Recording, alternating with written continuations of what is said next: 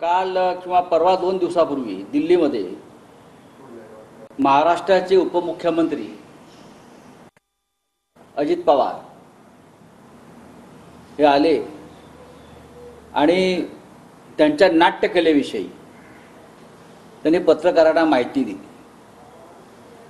की ते मुंबईतून दिल्लीला प्रवासी विमानातून किमान 10 ते 12 वेळा वेश पालटून आले आणि नुसते वेश पालटून आले नाही तर बनावट नावाने आले. वेगळी वेगळी नावं आहेत. ते सगळे बोर्डिंग त्यांचे जप्त करावे आधी. कोणी म्हणतात ते AP अनंतराव या नावाने आले, AP अनंतराव. कोणी म्हणतात A पवार या नावाने आले. सातत्याने वेश पालटून आले. दाढी मिशा लावल्या होत्या, मिशा लावल्या होत्या, टोप्या घातल्या होत्या, बऱ्याच गोष्टी त्यांनी केल्या असं ते स्वतः सांगतात. या महाराष्ट्राला रंगभूमीची फार मोठी परंपरा आहे. अनेक कलावंत या महाराष्ट्राने रंगभूमीला दिले. विष्णुदास भावे यांनी 1842-44 साली रंगभूमीची स्थापना केली. त्यानंतर हे नवीन बारामतीचे विष्णुदास भावे निर्माण झालेले आहेत. प्रश्न तो नाहीये. प्रश्न तो नसून विमानतळाची सुरक्षा ही किती खोकली आहे, ढिली आहे की कोणताही माणूस बनावट नावानं वेश पालटून आपल्या स्वार्थासाठी मुंबई आणि दिल्ली सारख्या राजधानीतल्या विमानतळावर घुसू शकतो आणि त्याच अवस्थेत तो या देशाच्या गृहमंत्र्यांना जाऊन भेटतो. याचा अर्थ या राष्ट्रीय सुरक्षेशी जो खेळ झाला या काळावर त्यात देशाचे गृहमंत्री सामील आहेत आणि महाराष्ट्राचे गृहमंत्री सामील आहेत. याचं उदाहरण घेऊन किंवा याची प्रेरणा घेऊन अतिरेकी घुसू शकतात. नाव बदलून वेश पालटून. दाऊद इब्राहिम किती वेळा आला असेल यांच्या काळात मला माहित नाही.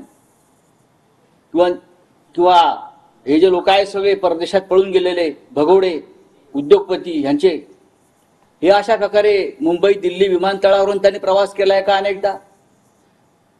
दाऊद इब्राहिम, टॅगर मेमन, छोटा शकील यांना सुद्धा ही मुभा इथे मिळाली होती का वेश पालटून येण्याची या मुंबई दिल्लीमध्ये. हे अनेक प्रश्न आहेत.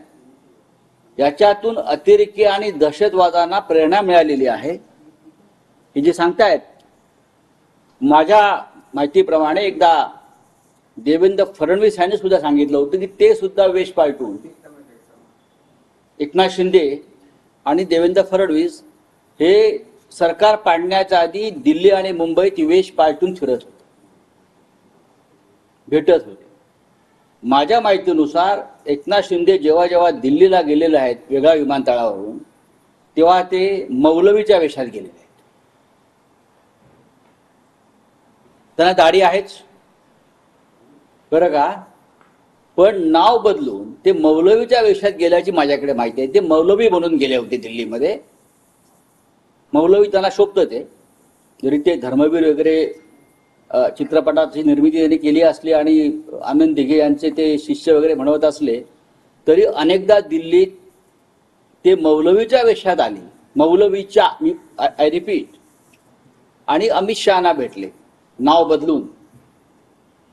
अजित पवार वेषांतर करून नाव बदलून दिल्लीत येतात. विमानतळावर त्यांना कोणी रोखत नाही. दोन्ही.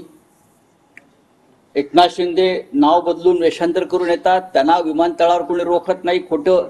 याचा अर्थ त्यांनी बनावट ओळखपत्र बनवलेली आहेत. त्यांनी बनावट ओळखपत्र बनवलेली आहेत. पॅन कार्ड असेल, पासपोर्ट असेल, आधार कार्ड असेल, कारण ओळखपत्राशिवाय सोडणार नाही विमानतळावर. या सगळ्याची राष्ट्रीय सुरक्षेच्या दृष्टीनं गांभीर्याने दखल घेऊन चौकशी होणं गरजेचं आहे. आणि यांनी जे प्रवासामध्ये बोर्डिंग कार्ड्स किंवा ओळखपत्र वापरले ती जप्त करून अजित पवार आणि इतर काही लोकांवरती गुन्हे दाखल करून राष्ट्रीय सुरक्षा कायद्याखाली त्यांची चौकशी होणं गरजेचं आहे. यातून त्यांनी अतिरेकी आणि दहशतवादांना प्रेरणा दिलेली आहे.